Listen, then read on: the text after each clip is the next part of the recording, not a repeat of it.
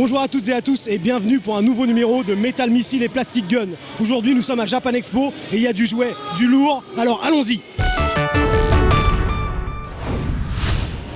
Voilà, nous nous retrouvons devant la devanture du stand de Gunpla, un stand lui aussi extrêmement impressionnant, comme vous pouvez le constater.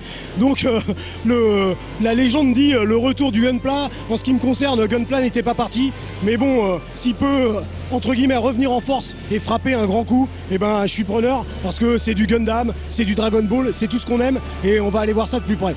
À ma connaissance, le mot Gunpla est une contraction entre le mot Gundam, l'appellation donc de Gundam, et puis le plastic model. Nous avons ici une jeune hôtesse qui porte un uniforme authentique d'officier de Gundam. Voilà, elle est superbe. On va commencer par le début, donc on voit ici des grappes que de mon temps, autrefois on appelait le système injection. Si vous n'étiez pas un foudre de guerre pour peindre votre Gundam, vous aviez au moins une petite satisfaction en le construisant et en ayant des différences de couleurs au niveau des différentes pièces. Ici, c'est très bien présenté puisque vous avez une progression au niveau de l'échelle. On part du SD, donc du Super Deform, du 144e, et ensuite on progresse au niveau de la taille, au niveau de la précision. Alors bien sûr, plus vous augmentez de taille et plus le Gunpla offre des possibilités incroyables d'articulation. Un autre élément important à préciser, c'est que dans un premier temps, vous construisez l'endosquelette de votre robot, squelette qui, il faut bien le savoir, est entièrement articulé déjà d'une manière, on va dire, interne au Gundam. Et qu'ensuite, vous mettez donc les plaques d'armure et les pièces extérieures du Gundam qui vont suivre les articulations, sauf ce modèle-ci qui, par sa taille, doit être un peu moins articulé. Et puis, toute une pléthore d'engins et de Gundam des séries courantes. Hein. Voilà, vous pouvez voir ici le Gundam Barbatos et le Long Distance Transport Booster Kuyan Sangata. Je suis un peu essoufflé rien que d'avoir dit le nom, mais ça en vaut la peine. Vous pouvez concevoir facilement que la chose est armée des possibilités de vitesse et de range supplémentaires. Donc c'est toujours l'esprit de Real Robot de Gundam, c'est-à-dire du matériel de combat réaliste qui offre des possibilités techniques mais qui peut aussi être soumis à des avaries, à des dommages. Là aussi le display est très très bien fait. De superbes positions dynamiques, notamment pour le Grey Standard Type qui n'est pas disponible, ça c'est dommage. J'ai une petite tendresse pour le Gundam Gusion, là, ça formeronde et bien bulky. Alors ici, ça continue, hein, du SD en boîte. Donc vous avez aussi bien des trucs très récents que du RX-78 piloté par Amuro Ray dans le premier épisode. Il me semble que ce Gundam Barbatos est un des plus récents. Il présente des caractéristiques de combat plutôt plaisantes, hein, une sorte de lance qui je dirais, a tout ce qu'il faut pour repousser l'ennemi et lui faire comprendre qu'il n'est pas le bienvenu. Toujours, bien sûr, la puissance militaire du Zaku, quelle que soit sa déclinaison, le Zaku est vraiment un robot, un appareil qui est très impressionnant. Le fait qu'il soit cyclopéen, qu'il ait un seul œil, ça intimide l'adversaire. Ici, nous avons le prototype Close Combat Mobile Suit RX-78-2. Autre chose aussi, c'est le packaging qui est époustouflant. Je voulais vous montrer, parce qu'après tout, le 3D c'est toujours mieux que le 2D. Et là, on a encore une superbe vitrine. Je parlais de l'Ominous T pour faire du Jean-Claude Van Damme du Zaku. Il a une épaulette avec des pics en dessus. Et en plus, il a un super gros canon pour vous oblitérer. On peut aussi au passage s'arrêter sur le Full Armor Gundam Thunderbolt, qui lui aussi a l'air d'avoir ce qu'il faut pour appuyer ses arguments verbaux. Hein. Toutes sortes de lance-missiles, de lance-roquettes. Voilà, là une grosse sélection de SD. Vous avez les premiers prix qui sont les moins difficiles à monter. Et bien sûr, plus vous grimpez et plus vous allez vers le high grade et le master grade qu'on a vu précédemment. Voilà, comme vous pouvez le constater, nous sommes en présence du stand Bandai qui est impressionnant. Vraiment de nombreux articles vraiment super géniaux. Donc on va regarder rapidement ce qui est majeur dans cette collection, mais vous allez voir, il y a vraiment du lourd. Pour commencer, une vitrine consacrée à Dragon Ball. Alors tout ça n'est pas articulé, mais bien sûr au niveau de la sculpture, on atteint vraiment une précision, j'allais dire inégalée jusqu'ici.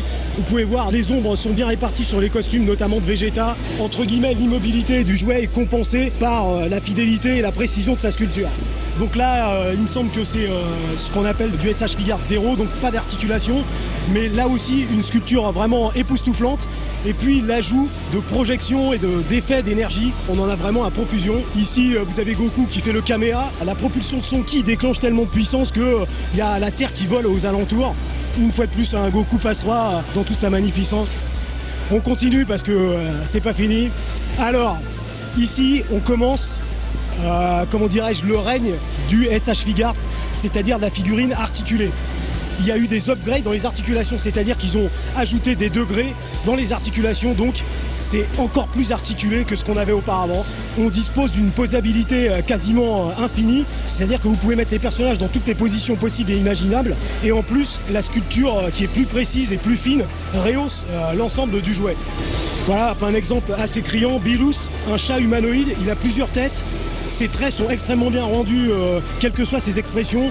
S'il est lassé ou fatigué ou énervé, vous changez la tête et vous avez l'expression sans aucune équivoque possible. Et c'est super bien sculpté, c'est super bien fini. Là, ça continue. Alors, on entre dans la magnificence du diorama parce que vous pouvez constater que là, ça déchire tout. On se retrouve avec, pareil, des simulations de ki pour les personnages. Goku qui fait un Genkidama monstrueux. Donc, maintenant, on est en train de passer à un stade où il y a un développement des dioramas, c'est-à-dire des décors plus les personnages. Donc, ça ajoute énormément d'intensité dramatique aux personnages et à la scène qu'elle décrit, d'autant plus que vous connaissez la scène. Je peine à trouver les mots pour vous décrire ce qu'on voit là. C'est la bataille du sanctuaire en 3D, quoi. Et d'autres batailles, d'ailleurs. Donc, en plus, les frontons changent selon le chevalier concerné. La pendule de la vie d'Athéna avec les heures qui s'égrènent, extraordinaire. On peut continuer avec les chevaliers d'or, les versions God, c'est vraiment incroyable. Et donc tout ça, pareil, c'est articulé. Et il y a du drapé, il y a du relief, des courbes dans les formes, c'est vraiment extraordinaire. Ensuite, on peut passer à notre ami Ranma, que personne n'oublie. On peut profiter de l'excellence du SH Figuarts. Vous voyez qu'on peut faire prendre des positions de kung-fu aux personnages. Je vous conseille particulièrement notre ami Shampoo, qui est vraiment très détaillé, les grelots dans les cheveux, super bien rendu, c'est vraiment très très beau. Voilà, pareil pour bien sûr Naruto. Alors là, bon, ai-je besoin de présenter Naruto? Et là aussi, sculpture, articulation, voilà. Vous aimez ce héros, vous pouvez l'avoir chez vous. C'est quand même hautement appréciable. Nous arrivons à la popularité faite série, c'est-à-dire Star Wars, en ayant l'idée de la danda suprême, c'est-à-dire superposer l'art et l'aspect martial des samouraïs avec déjà des personnages qui portent pourtant des armures, c'est-à-dire les méchants de Star Wars, l'Empire. Il faut savoir que notamment sur ce Dark Vador, l'armure elle est super ouvragée. Vous pouvez voir que sur le ventre, il y a une sorte de ressemblance avec l'espèce de respirateur que Dark Vador porte en permanence sur le torse. Donc c'est vraiment fait avec un souci du détail qui force le respect et l'admiration. Il faut aussi savoir que les pans d'armure qui sont devant les cuisses et sur le bassin de Darth Vader sont en caoutchouc souple. C'est-à-dire que vous pouvez vraiment mettre le personnage dans des positions martiales comme Kibadashi, comme Zenkutsudashi, parce que le costume ne va pas entraver ses mouvements, donc vous aurez vraiment les positions martiales d'un vrai samouraï. Vous pouvez voir des Stormtroopers, dont une sorte de héros à la japonaise avec justement la bannière et puis le tambour pour donner les ordres de déplacement des troupes. Voilà pour Star Wars. On continue encore un petit peu. Donc ici, on a une vitrine, si j'ose dire, composite. Ici, nous avons par exemple Ptolémée, le chevalier de la flèche, qui est très bien. Bon, les chevaliers qui sont ressuscités et revenus des enfers. Gemini Saga, avec une dichotomie au niveau de l'armure. Les gens de Tamashii ont eu l'intelligence de faire là-bas une vitrine avec les personnages en version humaine et puis ici de vous présenter donc les armures et c'est vraiment superbe là. Virgo Shaka, c'est hallucinant et puis Cancer Death Mask ça se pose un peu là. Comme on en parlait tout à l'heure, Bandai maintenant se met à tabler sur des effects. On a des manifestations de ki, on a des manifestations d'explosion. Je vous recommande particulièrement ce Godzilla que je trouve vraiment extraordinaire. Voilà. Quand on voit ça, surtout toi Alex, je pense que ça doit faire vibrer une corde intérieure, du moins je l'espère. The last but not the least, voire même the best, ce SRC de Goldorak avec la soucoupe, je considère que c'est un chef-d'œuvre. Celui-là a en plus la ressemblance à 2000% avec le dessin animé, notamment au niveau des planitrons. Voici une deuxième version du Darth Vader. Romuald ici présent nous a expliqué qu'en fait c'est une deuxième version pour les collectionneurs qui désirent faire des armées, que chaque armée ait un shogun qui soit différent. C'est pensé avec l'idée du respect de l'histoire, c'est superbe. Le Ronin Boba Fett, voilà, je pense que vous savez tous ce qu'est un Ronin, c'est-à-dire un samouraï sans maître. Il y a une hyper bonne analyse, une hyper bonne saisie des personnages pour calquer des choses du passé, du vieux Japon martial et du futur occidental qui a priori n'ont rien à voir l'un avec l'autre, mais c'est faux. En fait, là, vous avez vraiment un exemple d'une étude de personnage, c'est-à-dire que dans le vieux Japon martial, ça aurait été un Ronin, et dans le futur, c'est un chasseur de prunes. Ça me vient juste comme ça, là, les gars, c'est spontané, mais je trouve que le Ronin Boba Fett, c'est exactement ça, quoi. Fabuleux. Voilà, Bandai, après ça, c'est difficile de ne pas oublier le fait que les jouets sont quelque chose de beaucoup trop sérieux pour être confiés aux enfants.